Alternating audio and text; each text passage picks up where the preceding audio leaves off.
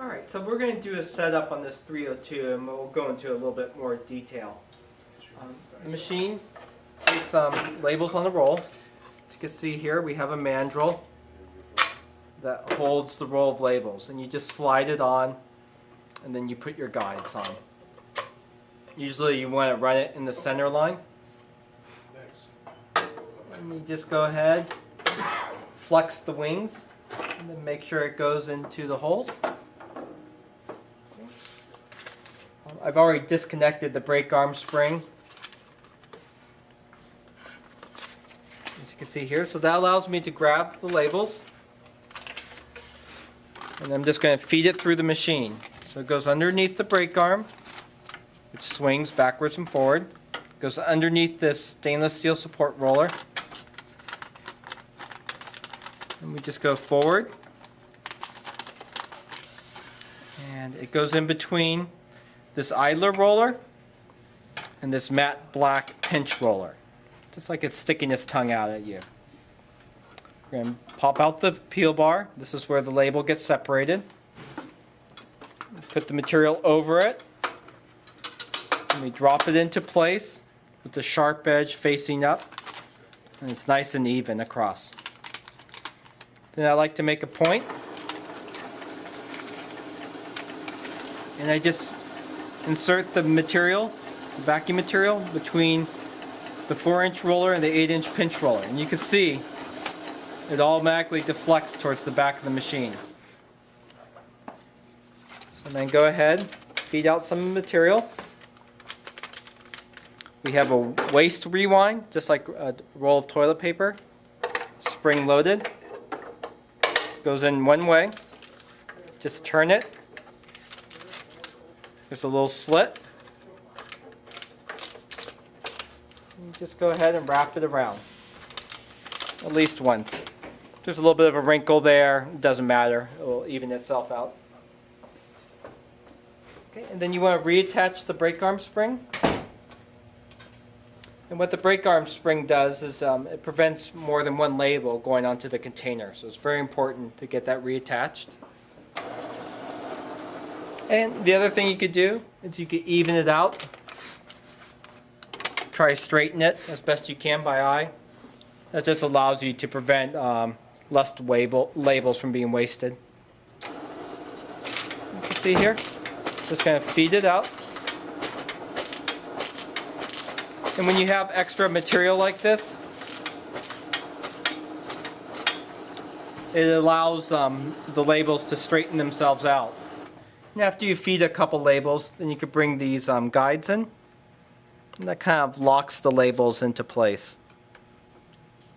So it's a fairly simple setup. No special tools required.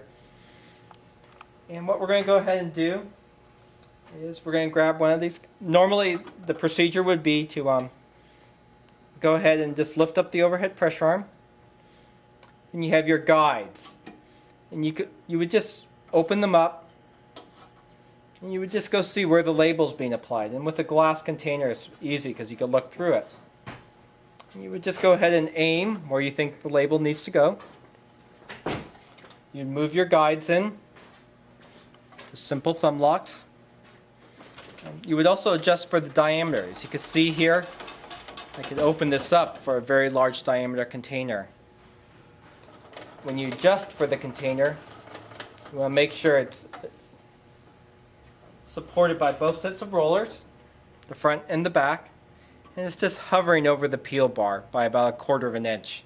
It doesn't have to be an exact adjustment. And then we would adjust our overhead pressure arm. The machine comes with an Allen wrench tool. You can loosen it up, the middle arm, and you can slide it left and right. And that allows you to, the rule of thumb is to put it in the center line of the label, as you can see here. And when you go ahead and tighten it up, there's a little bit of a, there's a stop on this side, the right side. Just want to put a little bit of a gap. And that allows you to put the container in and out without having to lift this up each and every time. Just to demonstrate. Just kind of takes it out of my hand and guides itself. And you can just pop it out. And you can still see, even with the spout, there's good clearances, which works really, really well. The other nice thing about the Advent is we have a fully adjustable rollers. So if you have a recessed area on your container, you could put the tires where the label is, and that allows it to get wrapped around in a recessed area very tightly without any bubbles or wrinkles, and fairly accurately. That would be like a can or a water bottle. You can see we've moved some of them out just to clear these guides so they don't get damaged. That would just be set screws on the rear ones.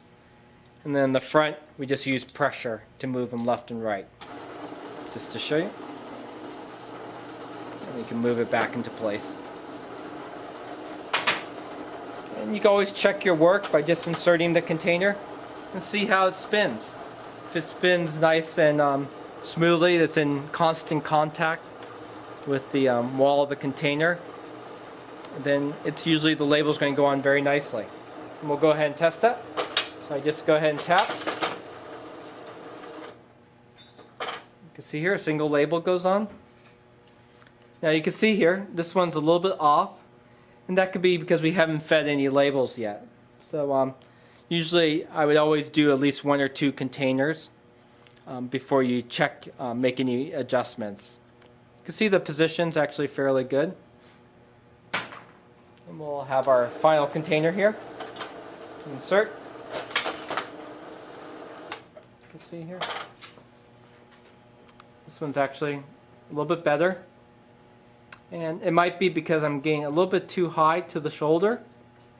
So the adjustment would be to move the container up. Oops, that might be a little bit too much. So I'm just moving it. And then we'll go ahead. I'll just use the same container just so you can see how it corrects itself. You can see I moved it down and getting a little bit further away from this rounded edge up here. You can see it's going on much more accurately. Sometimes when you get up too high or too low on the container, you're getting away from that sweet spot. So it's very, very important to find that spot and then make your final adjustment. So that's the Advent 302. If there's any questions, we can reach at 800-846-7716. Thank you.